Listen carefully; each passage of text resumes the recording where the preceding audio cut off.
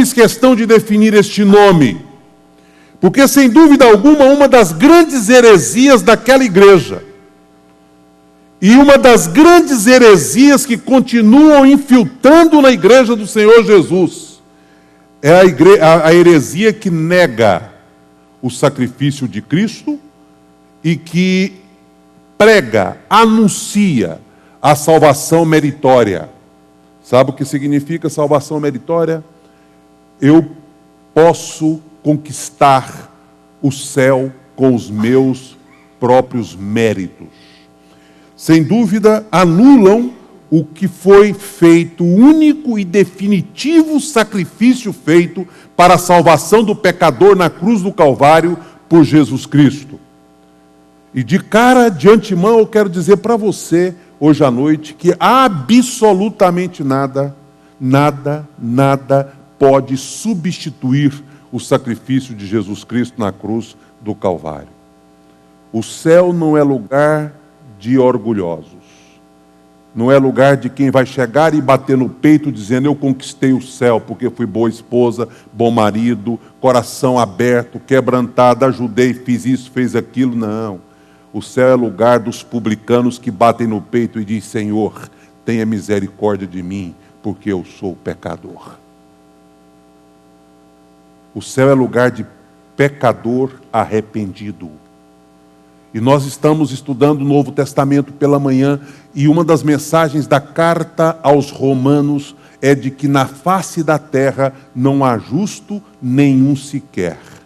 Não há quem faça o bem, não há quem entenda. Então veja bem, irmãos, esquece. Se você acha que você é bom demais, você está preso numa religiosidade, porque a verdadeira mensagem bíblica do Evangelho do Senhor Jesus é a mensagem que diz assim: eu não dou conta de ir sozinho para o céu, por isso Jesus veio me buscar. Veio abrir caminho. Veio para dizer: eu sou o caminho, a verdade e a vida, ninguém vem ao Pai senão por mim. Não há justo, nenhum sequer. Pensa na pessoa mais santa, piedosa, crente que você conhece. É pecadora. É pecadora. Hoje eu recordei da filha do Dr. Shed, um dos homens mais respeitados do Brasil, pregando no Palavra da Vida alguns anos atrás. E a palavra dela foi: eu só acredito que o meu pai é pecador porque a Bíblia diz que ele é. Alguém que convive com o pai o tempo todo, vê a santidade, a piedade daquele homem, mas ela diz: eu sei que meu pai é pecador, porque a Bíblia diz que ele é. Porque pecado não é porque você vive por aí dando calote nos outros, vive por aí adulterando, vive por aí mentindo que você é pecador. Não, você é pecador porque você possui a natureza pecaminosa. Por isso que Davi diz: em pecado me concebeu minha mãe. O que Davi estava dizendo com isso? Que desde o nascimento ele já possuía a natureza pecaminosa. Tem uma frase que às vezes gera uma confusão na cabeça das pessoas, que eu gosto muito, para esclarecer uma vez por todas isto. A frase é: eu não sou pecador porque peco. Eu peco porque sou pecador. Deu para entender a diferença? Você não é pecador porque você peca. Você peca porque você é pecador. Você já nasceu com essa natureza, com esse DNA, com essa infecção da humanidade, que é o pecado. Mas muitas vezes nós teimamos em achar que o céu é conquistado por mérito. E de vez em quando você vê gente dizendo: estou tentando, pastor, estou me esforçando, estou fazendo por onde? Deixa Jesus fazer por você e vai para o pé da cruz. E deixa o Espírito Santo trabalhar a santidade na sua vida. Por isso, eu quis definir a palavra Tiatira, porque está misturando o que Tiatira significa com a heresia que permeava aquela igreja. A cidade de Tiatira, passando rapidamente para para a gente poder não perder tanto tempo, foi fundada no ano 300 a.C., possivelmente por um militar, talvez até por Alexandre Magno.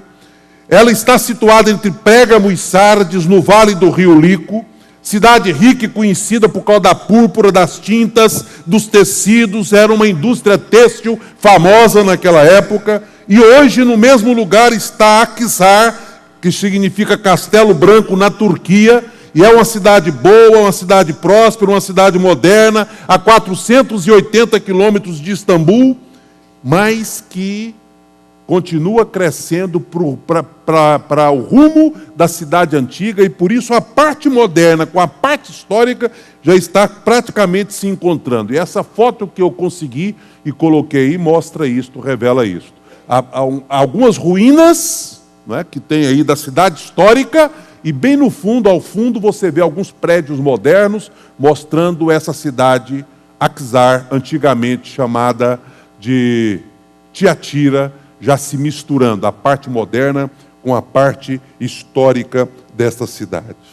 E a igreja de Tiatira? O que é importante nessa introdução a gente saber sobre a igreja de Tiatira? Quando Paulo esteve em Filipos, vocês se lembram, e a gente estudou Atos não faz muito tempo, quando Paulo esteve em Filipos, aconteceu algo muito interessante ali. Ele procurou um lugar de oração, onde um grupo de mulheres estava orando.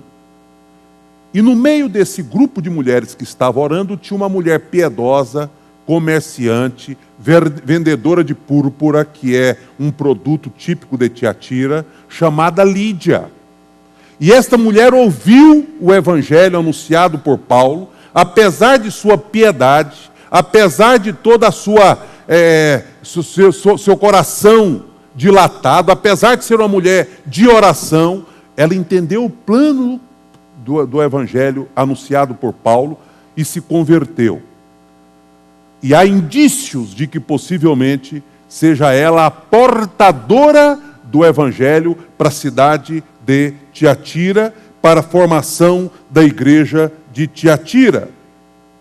Esta igreja possuía um remanescente fiel, que é elogiado por Jesus, e parece que em quase todas as igrejas da Ásia isso acontecia, porque não é possível você arrancar o joio, porque você corre o risco de, junto com o joio, arrancar também o trigo.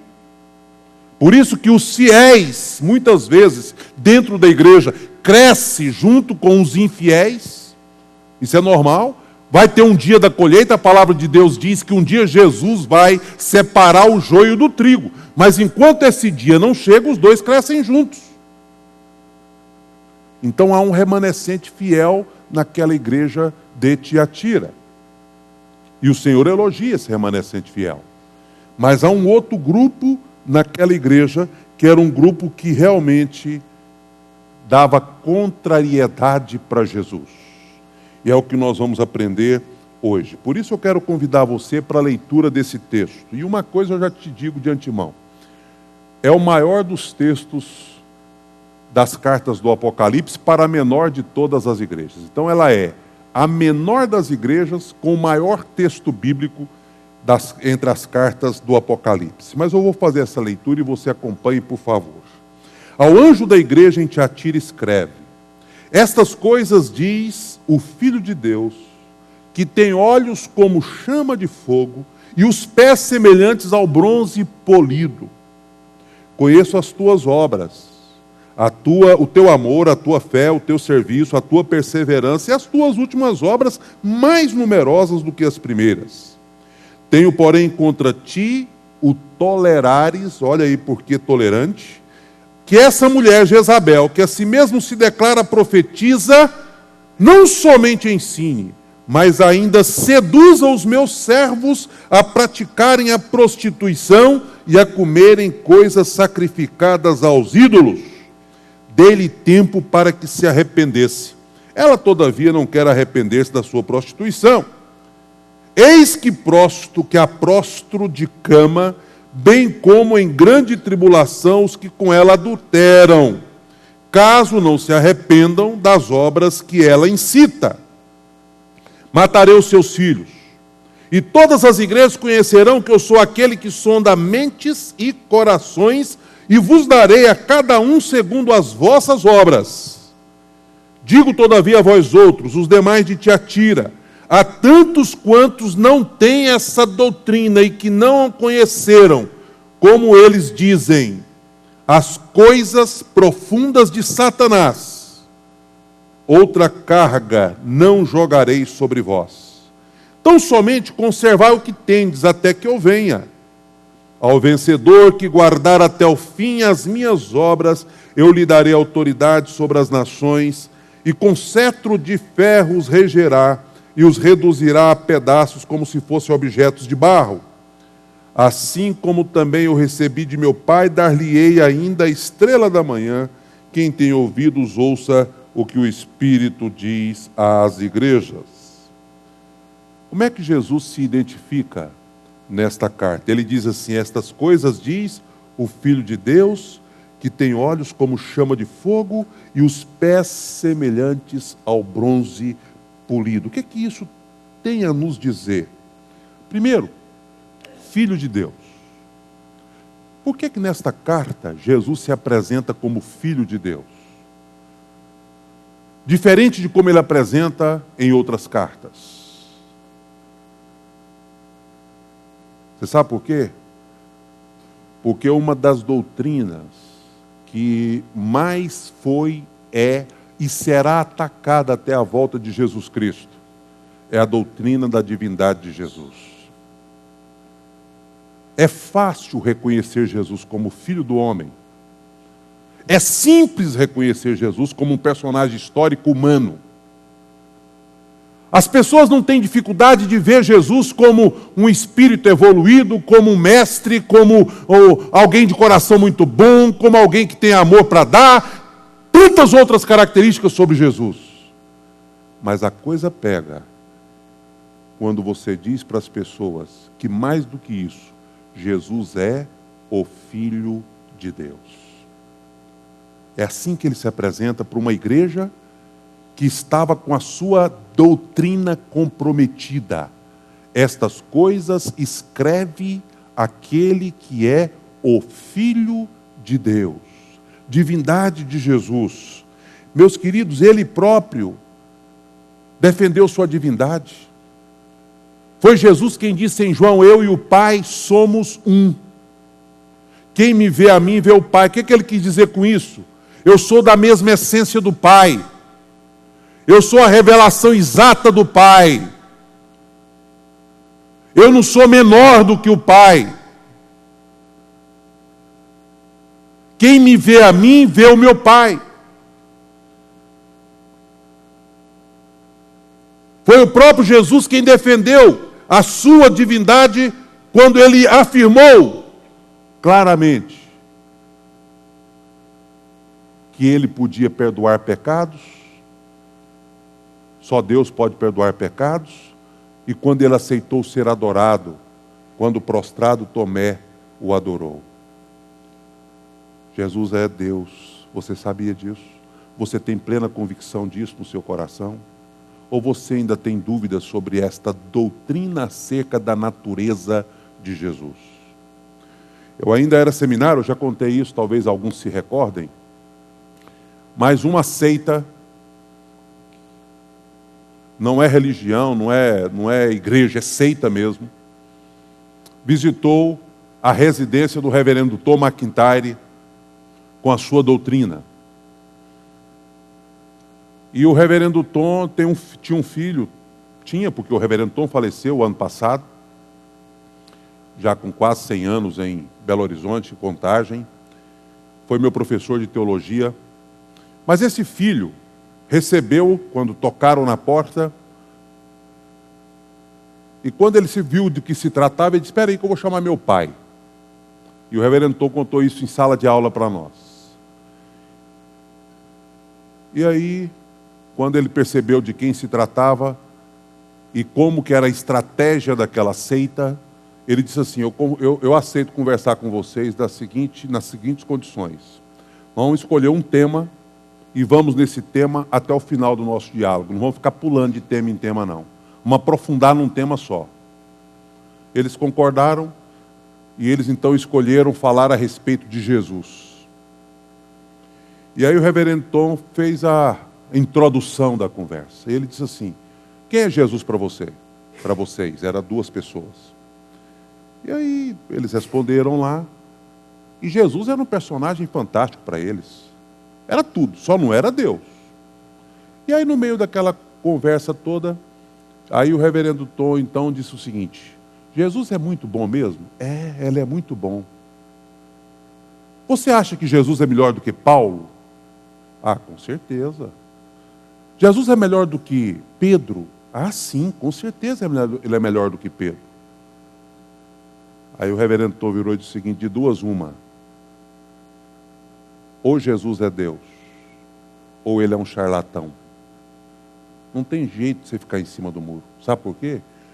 Quando prostraram diante de Pedro e Paulo para adorá-los, o que eles fizeram? Tanto um quanto o outro: levantem-se, somos homens como vocês não podem nos adorar, só pode adorar a um que é Deus.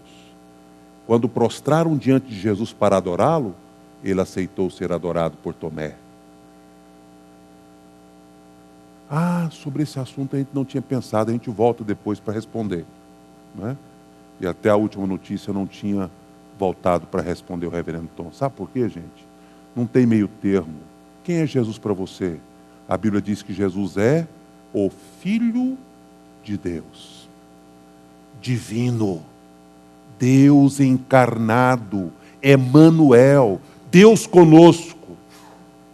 É isso que é Jesus, é esse que é Jesus. Nós não podemos negar de forma alguma. Então ele se apresenta primeiro como um título, Filho de Deus. É assim que Jesus é.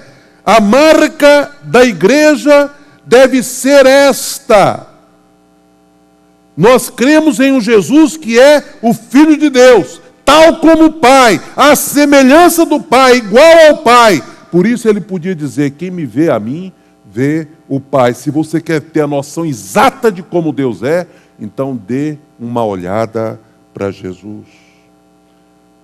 Mas ainda mais, o texto diz que Jesus se apresenta agora fazendo uma descrição. O título é Filho de Deus. E a descrição? Qual é a descrição que nós temos nas Escrituras sobre Jesus? Tem olhos como chama de fogo e os pés semelhantes ao bronze polido. A primeira parte, olhos como chama de fogo, eu quero analisar agora. A segunda parte eu vou citar o que significa e vou aplicar daqui a pouquinho num outro momento da nossa reflexão. Olhos como chamas de fogo. O que essa expressão bíblica tem a nos dizer? Está vinculado com a onisciência de Jesus. Escuta aqui, olha para mim. Jesus vê tudo. Na verdade, essa expressão figurada é para indicar que Jesus sabe de tudo, enxerga tudo, vê tudo, nada fica oculto aos olhos de Jesus. Eu, às vezes, consigo fazer coisa escondida dos homens. Eu faço coisa escondida dos homens, pode ser que eu consiga. Mas eu não consigo esconder absolutamente nada dos olhos de Deus. A segunda expressão, pés semelhante aos de bronze, fala da sua justiça implacável. É interessante porque aqui Jesus está descrevendo o seu corpo, mas ele está dizendo assim, com a sua onisciência e com seus olhos como chamas de fogo e com seus pés como os de bronze. Ele está dizendo para nós o seguinte: eu já vim aqui na terra como Salvador uma vez. E é definitivo. Agora eu vou voltar como juiz para julgar as nações e para julgar as obras também do meu povo. A vida nossa foi julgada na cruz. Mas aquilo que nós fazemos não passa despercebido diante dos olhos de Jesus,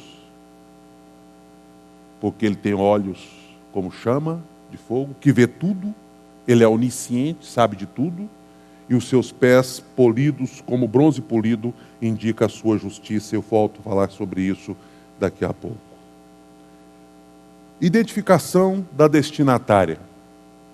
Olha o texto. Conheça as tuas obras. Tem um remanescente fiel lá. O teu amor, a tua fé, o teu serviço, a tua perseverança, as tuas últimas obras mais numerosas do que as primeiras. Eu sei de tudo isso, eu conheço tudo isso. São os pontos fortes daquela igreja que Jesus está destacando nesse versículo. O primeiro ponto forte é exatamente esse: conheço as tuas obras. Era uma igreja operosa. Uma igreja que tinha muito serviço, serviço social, serviço entre os membros. Isso é coisa boa. Jesus não está criticando, ele não está sendo cínico. Ele está dizendo: eu conheço. Como nada passa despercebido aos olhos do Senhor, aquilo que é feito com o coração disposto. O Senhor vê, reconhece, recebe, elogia as obras que aquela igreja fazia. Pelo menos da parte fiel da igreja, era vista por Jesus. Havia um ambiente de serviço naquela igreja. Segundo, o teu amor. Também conheço o teu amor. O amor não era fácil de ser praticado naquela época. No desempenho do ministério, aquela igreja cuidava dos necessitados. No desempenho daquela igreja, aquela igreja amava uns aos outros.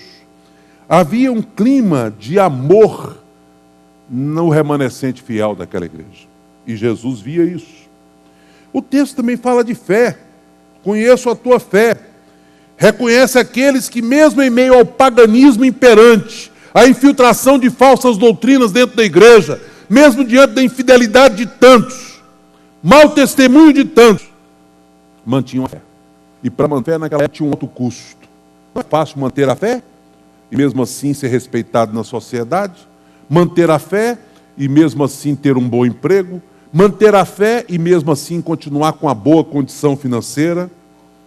Aquela igreja tinha um remanescente que, mesmo correndo o risco da instabilidade econômica, mantinha a fé. Outro elogio daquela igreja era o serviço. Conheço o teu serviço. Ela era perseverante no serviço. Jesus olha para a igreja e ele não vê a igreja somente como grupo, como comunidade. Ele vê os indivíduos dentro da igreja.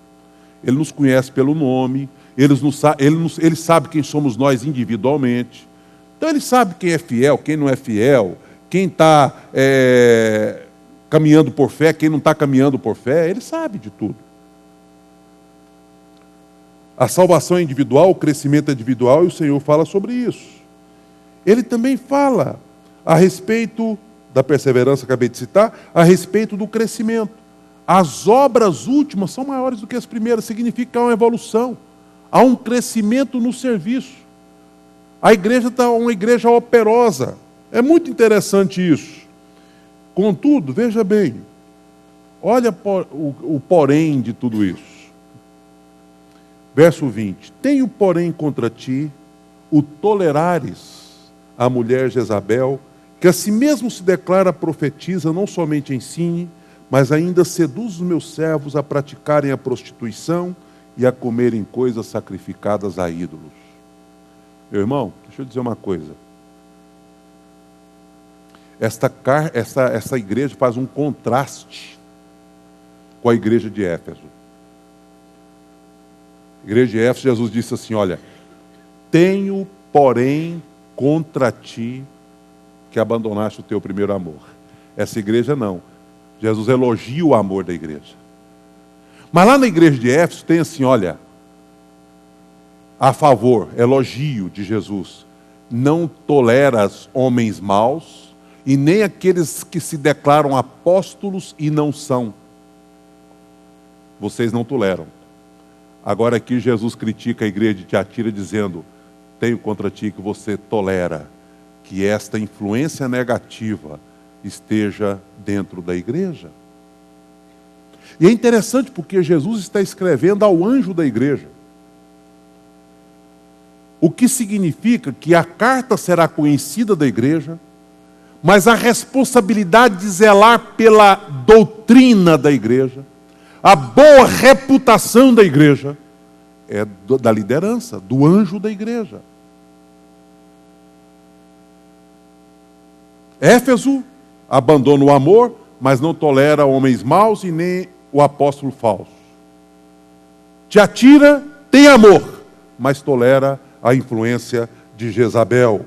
Então você vê que tem um contraste aí. Quais são os pontos fracos que a gente vê nesse texto? Em primeiro lugar, existe uma falsa liderança influenciando a igreja.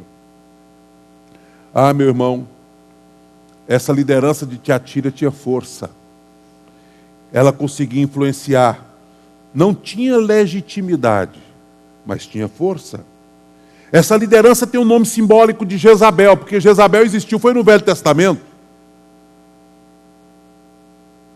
Mas há aquela interpretação de que existe o mesmo demônio de Jezabel, que influenciava Jezabel, estava influenciando a igreja em Tiatira e influencia até os dias de hoje. Mas se você não quer seguir por essa linha de interpretação, uma coisa você tem que admitir, que as mesmas coisas que a Jezabel, mulher de Acabe do Velho Testamento, fez no passado, essa influência negativa dentro da igreja estava fazendo em Tiatira e pode fazer na nossa igreja hoje, por que não? Será que a liderança que estimula com autoritarismo parou? Lembra que ela era autoritária? A sua autoridade superava inclusive a autoridade do marido no Velho Testamento. Esse autoritarismo de Jezabel, cujo nome significa montão de lixo, pode estar permeando a igreja do Senhor Jesus nos dias de hoje. Idolatria. Foi ela, Jezabel do Velho Testamento, que introduziu o culto a Baal. Por isso aquela guerra com Elias, lembra os 450 profetas de Baal e Elias? No Velho Testamento. Agora está esse espírito de Jezabel dentro da igreja fazendo a mesma coisa, estimulando a idolatria na igreja. Então, além de tudo isso, essa mulher, ela era uma mulher que influenciava um culto errado e uma pregação falsa. Agora, qual que é a pregação falsa? Eu acho que você vai reconhecer que há uma grande semelhança com os dias de hoje. É a pregação também da tolerância. Ah, tem tanta pregação bonitinha hoje, dizendo assim, não, pastor, a gente tem que ir lá mesmo, a gente tem que frequentar aquele lugar mesmo, a gente tem que fazer isso mesmo. Afinal de contas, nós precisamos cultivar a nossa vida social. Algum tempo atrás, alguém que estava indo, armando as suas tendas para Sodoma e Gomorra, conforme pregamos há algum tempo atrás, disse para mim assim, pastor, eu preciso, é a minha profissão. Então eu preciso ficar até altas horas, eu preciso tomar assim, alguma coisa com os meus clientes, não é? Mas o senhor sabe que a minha fé não está sendo afetada. Não é? É só algo assim bem profissional e bem comercial. Ah, nós estamos cheios de mensagem que diz que isso não tem problema. Não tem problema não sua vida social. Não tem problema não os ambientes que você frequenta. Não tem problema não, gente, bobagem, é radicalismo dessa igreja, esse pastor é muito radical, essa pregação é muito radical. Era esta a mensagem de Jezabel dentro da igreja de Tiatira. Uma mensagem que dizia exatamente isso, não é? Não tem problema, sabe? Vai em frente, o importante é ser feliz. Não se submeta a julgo de homens. Isso aí quem está falando é o homem. Deus não está preocupado com isso. Você acha que Deus está preocupado com a dosezinha? Está preocupado com um lugarzinho que você vai? Deus não está preocupado com isso. Tenha liberdade. Vou dizer uma coisa para você. Sabe o que Jesus chama essa influência? Coisas profundas de Satanás. Coisas profundas de Satanás. Uma sementinha aqui, outra ali, uma concessão aqui, outra tolerância ali. e daqui a pouco você está longe da intimidade com Deus. Falsa Jezabel. Falsa pregação, melhor dizendo, influenciada por Jezabel. Sedução e imoralidade. Ela seduz os servos a praticarem a prostituição. Infelizmente, nos tempos modernos, isso continua. A versão moderna da Jezabel não é a prostituição de ir para a cama de forma pecaminosa com o sexo oposto ou com o mesmo sexo, sei lá o quê. Não é isso não. Você sabe que a sedução dentro da igreja é muito mais abrangente? Hoje em dia, a igreja evangélica está sendo vista como mercado. Sabia? Show gospel está mais caro do que o show de fora da igreja. Sou contra receber não, a pessoa é digna do seu salário. Agora você dizer assim, um prefeito dizer assim, está mais difícil de contratar cantor evangélico do que essas duplas famosas, porque o cantor evangélico é mais caro. Onde justifica isso? Ah, mas afinal de contas, né, pastor, nosso público agora dá audiência, né? Nós estamos sendo manipulados, gravadoras pagãs querendo contratar os nossos músicos, sabe por quê? Por causa do mercado. Você está sendo visto como mercado. Os políticos te vê como mercado, nos vê como mercado. Os músicos nos vê como mercado. As televisões nos vê como mercado. Nós precisamos tomar muito cuidado porque a igreja tem se prostituído. Não é a prostituição da sedução sexual, não. Dos holofotes, da fama, do dinheiro, do poder. Essa sedução também destrói a vida da genuína igreja do Senhor Jesus. Jezabel está aí, gente, cuidado. Não é? Você ainda vê Jesus dizendo o seguinte, falso testemunho, comerem coisas sacrificadas a ídolos. Não é? Agora eu vou fazer concessões. Afinal de contas, eu não posso escandalizar, pastor. Cuidado. Porque esse falso testemunho leva você a se acomodar e perder o padrão. Quem se converteu na década de 60 e de 70, havia um limite até onde o mundo chegava e um limite até onde a igreja ia. Havia limite. Você identificava o cristão com muita facilidade. Não apenas pela vestimenta, que eu achava um exagero, não é por aí que eu... Porque muita gente vestindo lá como um crente e praticando coisas erradas, isso não adianta. Mas você conseguia ver o cristão de outra forma, com outro tipo de olhos, por causa do comportamento, da ética. Porque havia realmente limites. Né? O que eu posso, o que eu não posso, o que eu devo, o que eu não devo fazer. Infelizmente, o falso testemunho e o mau testemunho têm provocado uma confusão na fronteira. Acabou. Acabou. Ser crente igual ele faz a mesma coisa que o descrente faz. De vez em quando você escuta alguém dizer, para converter, para ser daquele jeito. Né? Para quê? Cuidado. Pontos fracos. Mas vamos partir para a conclusão. O terceiro ponto já nos conduz para uma reflexão mais conclusiva desta meditação. Oportunidade para arrependimento. Veja bem o que diz o texto.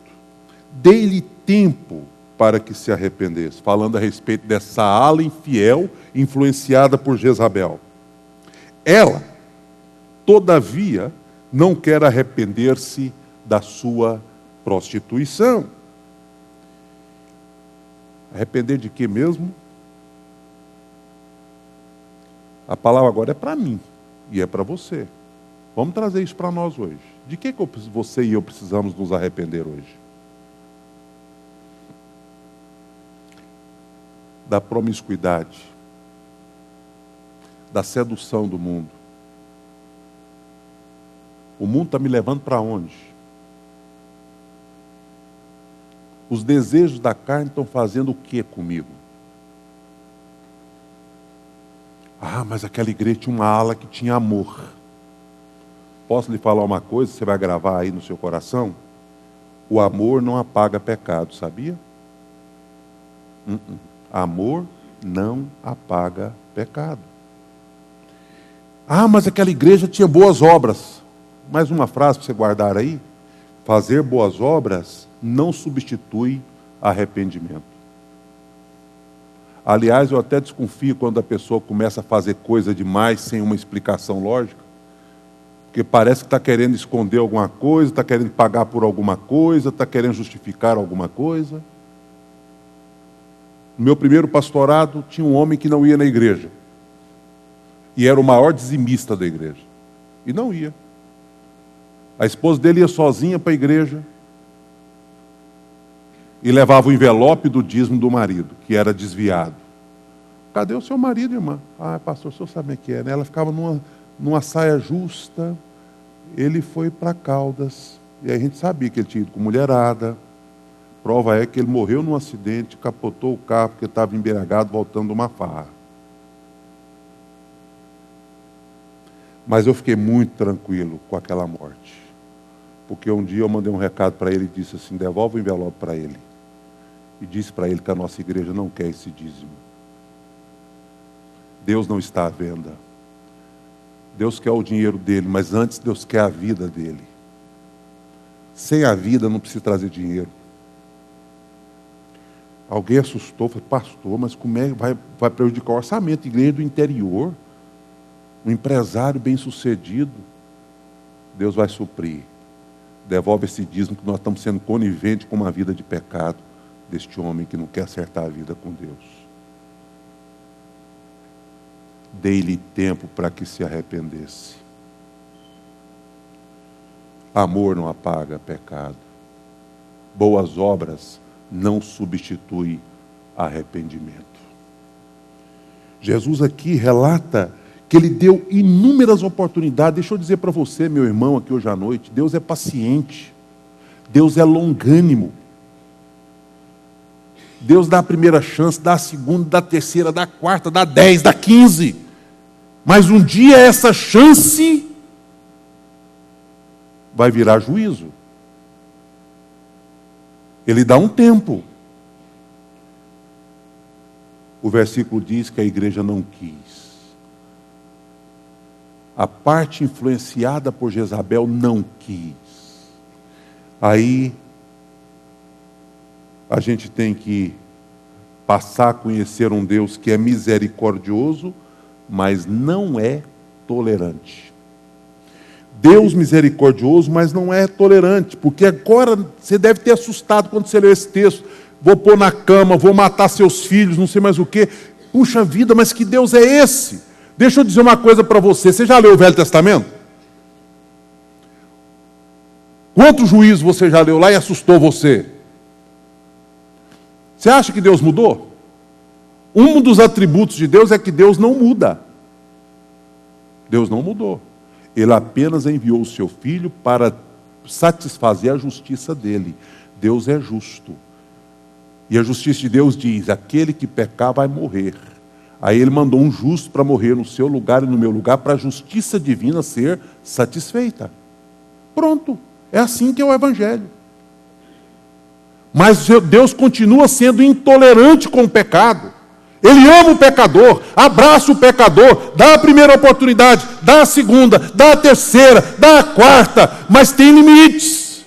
Vai ter um momento em que o Senhor não vai mais ser misericordioso, mas Ele vai ser um justo juiz que vai dizer, dê-lhe tempo para se arrepender. E você não aproveitou o tempo que eu lhe dei. Essa é que é a verdade. A morte que o texto fala, matará seus filhos, não é? e etc. Igrejas conhecerão que eu sou aquele que sonda mentes e corações, e vos darei a cada um segundo as vossas obras. Não está falando de matar, de meter a faca, de assassinar, de destruir, mas está falando de que o pecado gera morte. E se você não se arrepender, morte é separação eterna de Deus.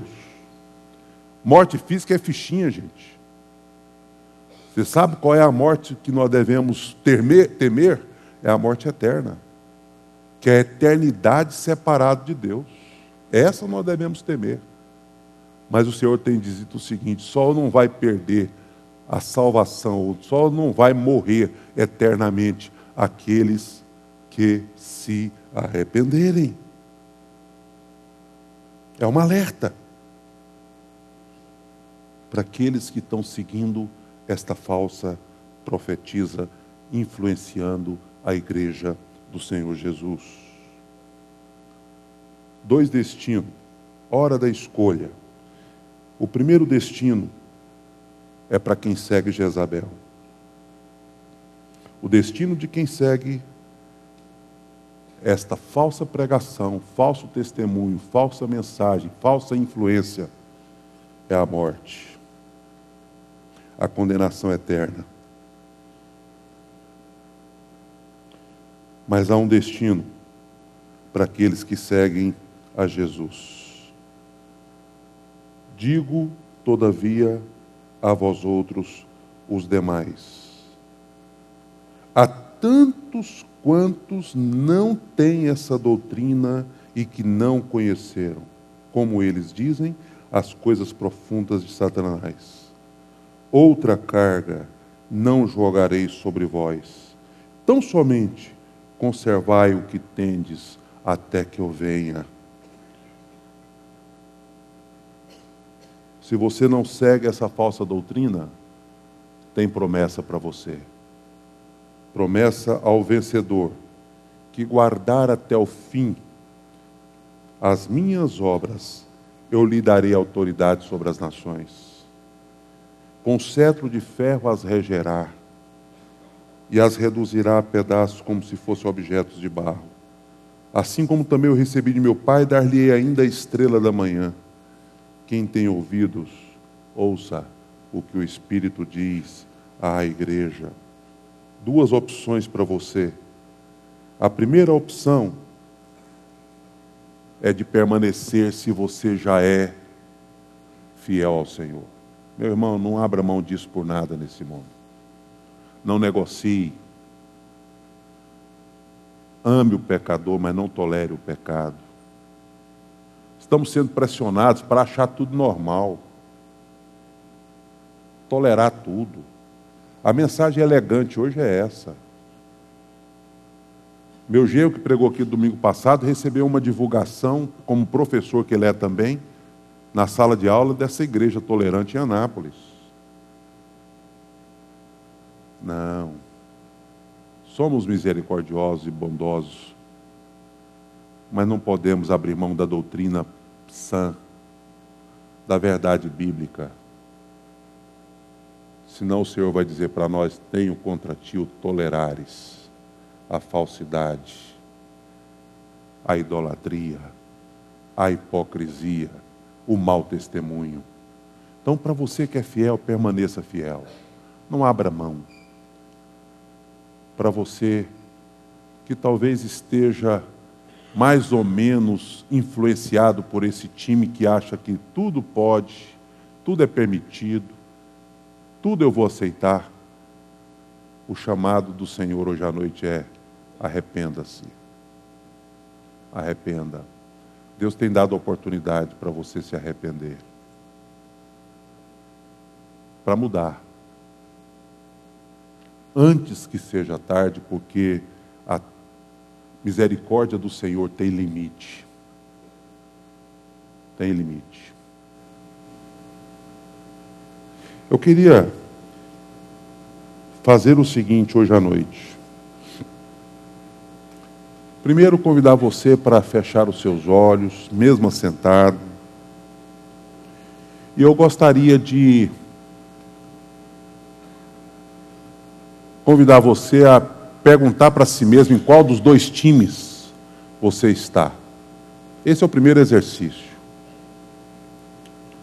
Eu confesso para vocês que, quando eu preparava esta mensagem, teve hora que eu tive dúvidas se eu não tenho sido muito conivente com muita coisa. Porque esse mundo é sedutor. Muito sedutor. E o diabo é sutil. Tem muita coisa que o diabo oferece que você questiona, dizendo, será que isso não é bom? Então acho que não vale a pena a gente perguntar em qual time nós estamos. Sedução, imoralidade, idolatria, culto falso. O que é que está nos motivando hoje? Mas de repente você consiga dizer assim, apesar dos pesares, perfeito ninguém é, mas eu sou do time fiel. Então, o apelo é para você também, para que permaneça fiel. Só que, enquanto você está aí refletindo, nós não tivemos nenhuma reunião da equipe pastoral este ano e eu estava pensando sozinho, comigo mesmo, qual seria o desafio de jejum da semana. E passou várias coisas pela minha cabeça para sugerir, para ser aquele item que vai nos fazer pensar durante todos os dias da semana nessa mensagem. O jejum tem essa facilidade de nos fazer pensar. Mas se a gente considerar que o que nós precisamos é de santidade, pureza doutrinária, pode ser que o que faz mal para mim não faça para você. Então eu resolvi, apesar disso ser subjetivo e não ser agradável, mas eu resolvi deixar bem livre essa semana. Em que sentido? Não é livre para você não fazer, não. É livre para você escolher o que você vai fazer. Mas eu gostaria que você pensasse agora e fizesse um compromisso com Deus agora.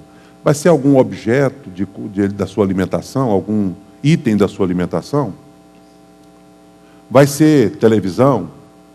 Vai ser o quê? O que tem atrapalhado o seu crescimento espiritual, sua firmeza com Deus? Pela fé, tenha coragem de tomar uma decisão de fazer um jejum de hoje até sábado. Ou até sexta, a gente tem feito até sexta, não é? Você fica a critério, faz até sexta, até sábado, até domingo. Escolha, e domingo que vem a gente dará outra orientação. Mas o que você poderia... Eu já tenho feito a minha decisão. Mas e você? Qual a decisão sua que Deus colocou no seu coração hoje à noite? Eu vou passar essa semana com jejum nesta área, para que eu me lembre todos os dias que eu tenho que ser fiel, ou que eu tenho que manter a minha decisão com Jesus, ou que eu tenho que caminhar para ser um vencedor em Cristo Jesus. Você pensou? Gostaria de orar ao Senhor com você. E para isso eu convido você a ficar em pé, para que a gente ore. E você vai entregar junto comigo o seu jejum desta semana.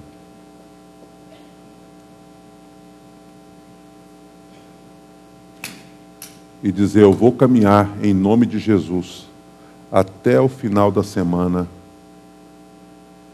em fidelidade ao Senhor. Eu sei que o que Ele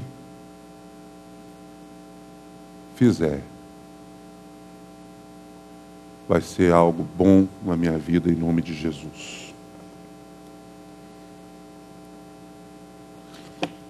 Senhor, a Tua palavra falou ao meu coração. Desde o dia em que eu comecei a meditar e preparar aquilo que o Teu Espírito queria que fosse dito hoje à noite. Mas eu tenho certeza de que ela não voltará vazia. E vidas serão alcançadas hoje à noite. Pai, eu não sei qual é o jejum que cada um está propondo no seu coração hoje. Mas eu sei qual é o objetivo, porque o nosso objetivo é o mesmo. Que é de passar os dias dessa semana lembrando dos desafios desta palavra. De não deixar que más influências, doutrinas falsas, sutilezas do diabo venha roubar de nós nossa fidelidade ao Senhor.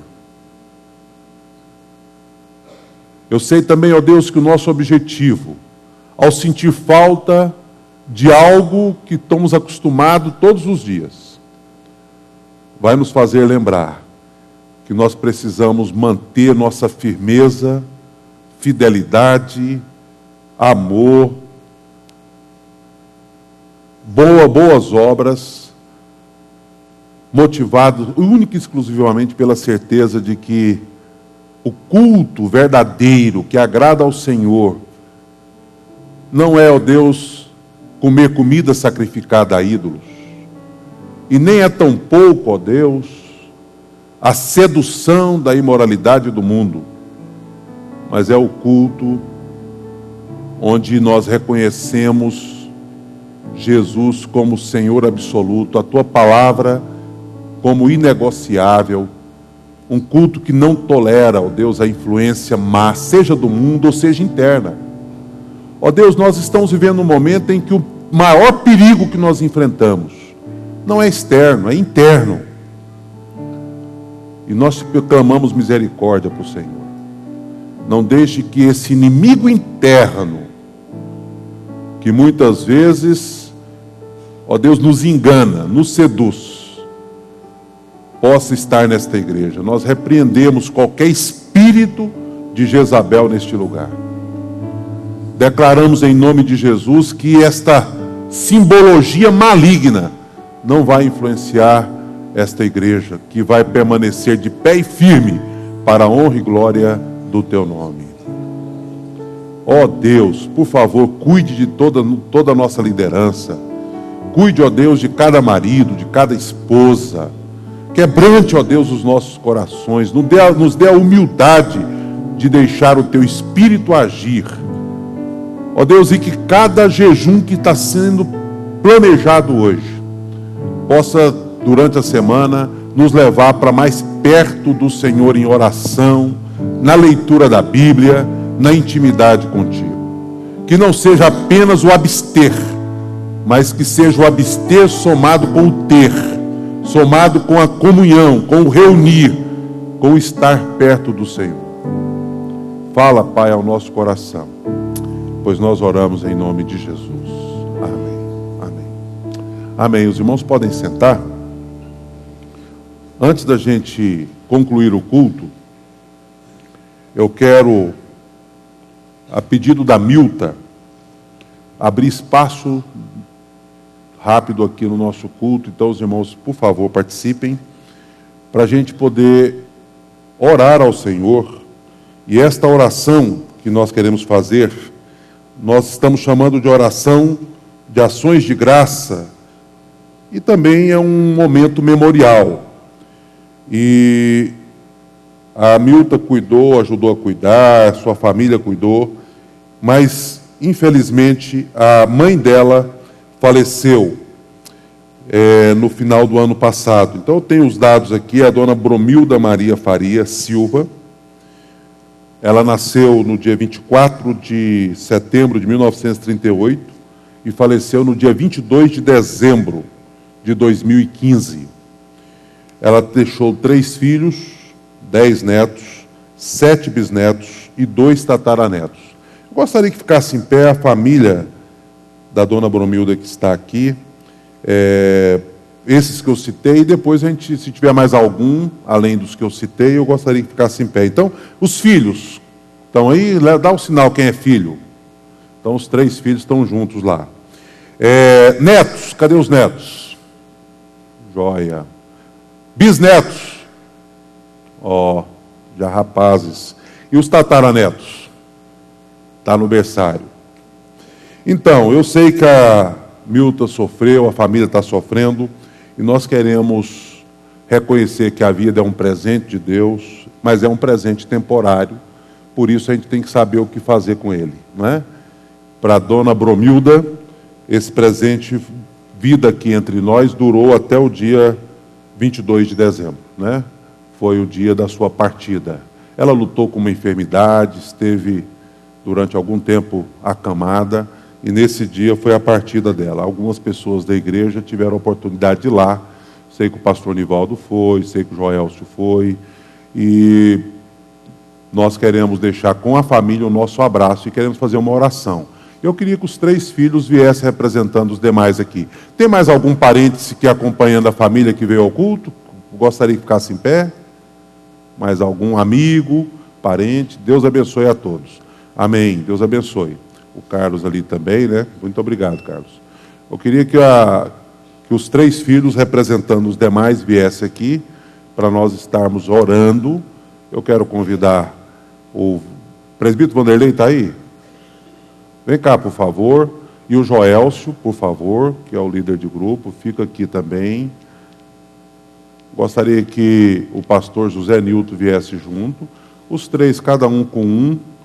E nós iremos orar ao Senhor, pedindo a graça e o consolo de Deus para esta família hoje à noite. Ok?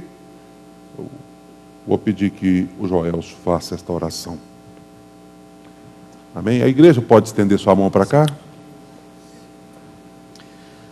Deus e Pai, nós agradecemos, porque Tu é o autor de todas as coisas. Amém. O autor da nossa vida, também, Senhor, o autor de todos os sentidos que passamos aqui nesta terra. Amém. Obrigado pela vida da Milta, que pôde cuidar da sua mãe até o fim. A dedicação, o carinho, o zelo, Senhor, a força que o Senhor deu a ela. Obrigado por tudo. Ao Carlos, Senhor, a todos os irmãos e amigos também que compartilharam essa vida aqui, Senhor. Abençoa toda a casa da Milta, todos os seus filhos, netos e também os bisnetos deixados pela dona Bromilda. E aqueles que estão aqui, Senhor, que Tu possas estar abençoando ricamente todas as suas casas. Amém. Abençoa, Senhor, o coração da Milta, esse coração frágil, mas que tornou-se forte, Senhor. Obrigado por tudo. Eu te agradeço tudo isso no nome de Jesus. Amém. Filho amado. Amém. Amém. Amém. Que Deus abençoe ricamente vocês, viu? Milta, seus irmãos, seus sobrinhos e toda a família com a bênção do consolo, tá? Que Deus abençoe, viu? Deus abençoe. Deus abençoe. Nós vamos cantar Medo Tens, depois nós vamos só dar alguns avisos e fazer mais um momento de oração e encerrar o culto. Mas, aliás, eu vou até dar os avisos agora, que são bem pouquinhos. Primeiro, nós temos um convite de casamento que nos chegou às mãos para a igreja como um todo. Ana Carolina e Lincoln Júnior, os pais deste casal, né, Evandro Amâncio e Mirlene Amâncio, do lado da Ana Carolina, os pais da Ana Carolina. Lincoln Naves Rodrigues e Tânia Maria Morim Rodrigues, que inclusive tem frequentado já há algum tempo a nossa igreja, né? Ela tem vindo por questões logísticas mais na escola dominical. Hoje mesmo ela estava aqui, nós já oramos por esse casamento hoje, a pedido dela. Então os pais convidam para o casamento de Ana Carolina e Lincoln, que vai ser no dia 13 de fevereiro, próximo agora, na Igreja Ministério Vida Cristã, ali na T15, às 20h00. Às 20h, então, do dia 13, será o casamento de Ana Carolina e Lincoln, e vai ser ali na igreja da T15, lá onde o pastor Altair pastoreia, não é isso? Acho que é isso mesmo. Tá certo? Toda a igreja convidada. Voltamos, então, com a nossa caminhada, colocando a vida em ordem através das cartas do Apocalipse. Então, eu espero que você participe, traga mais pessoas, e vamos até o fim. Faltam ainda, essa foi a 4ª, faltam ainda 3 cartas para nós estarmos ouvindo as mensagens dessas 3 cartas nas próximas semanas, ok? E a partir de agora começa a entrar nas normalidades os nossos compromissos com relação à escola dominical. OANS em fevereiro, adolescentes retornam em fevereiro, alguns cursos estão retornando aí também agora já de imediato, os grupos pequenos, e a gente pede o empenho, esforço, dedicação de todos vocês em todas essas áreas da igreja, tá bom? Queria convidá-los então para, em pé, nós cantarmos o hino dos Salmos e Hinos. Enquanto cantamos, você vem à frente, trazendo o seu dízimo e a sua oferta como forma de culto ao Senhor. Após este momento deste hino, nós iremos orar pelo Fernando Henrique e a Jaqueline, né, que completam 2 anos de casamento. É hoje mesmo, né? Hoje, vocês viram que durante a semana eu pus um texto lá, né? Completei 20 anos de casamento essa semana. E também mais 26 de pastorado, Márcio e Nilton, o Rodrigo Catalita também, Tatiana, desculpe, é agora essa semana? Ontem? Então nós vamos chamar a Tatiane com o Rodrigo, a Jaqueline com o Fernando Henrique, e eu sem a Ivani, porque a Ivani está no pronto-socorro, com suspeita de dengue de novo, não sei se ela chegou, mas acho que não. E nós vamos estar orando por esses motivos, além dos aniversariantes. E a Márcia e o Nilton, desculpa, vem também a Márcia e o Nilton, tá bom? Mais alguém, gente? A gente não sabe de todos. Né? Poucos dias atrás o Sinés fez 60 anos de casamento, nós não chamamos ele, porque eu não sabia. 60? 45. 44. E aí não chamei o Sinésio, porque eu não sabia, ele me contou só depois, e aí acabou que nós não chamamos. Mas se você fez aniversário de casamento ou aniversário, eu sei que o Wagner fez aniversário ontem, outros fizeram, enquanto nós estivermos cantando, no final do canto você já pode vir para frente. E os dízimos e ofertas podem ser entregues aqui enquanto cantamos. Combinado?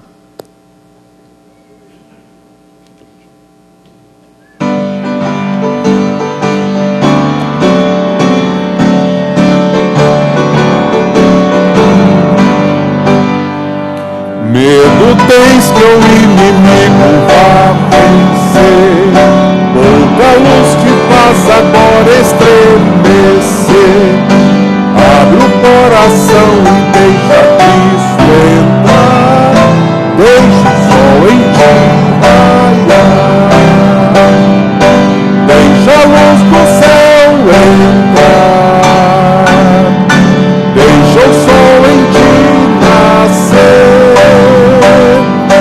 Abre o coração e deixa Cristo entrar, deixa o sol em ti nascer. Aqui está a tua fé no Salvador, Deus não ouve as tuas preces com favor. Abre o coração e deixa Cristo entrar, deixa o sol em ti raiar, deixa a luz do céu entrar, deixa o sol em ti nascer. Abre o coração e deixa Cristo entrar, deixa o sol em ti nascer.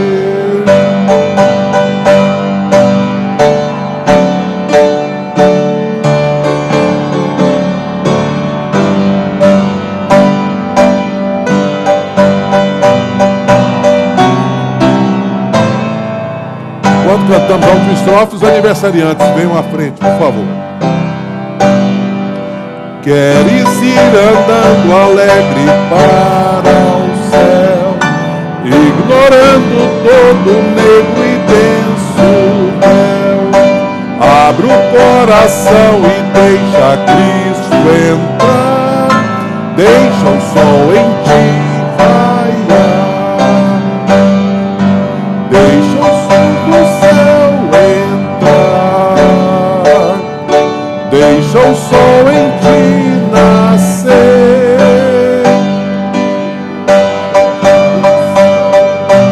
Cristo entrar, deixa o sol em ti nascer.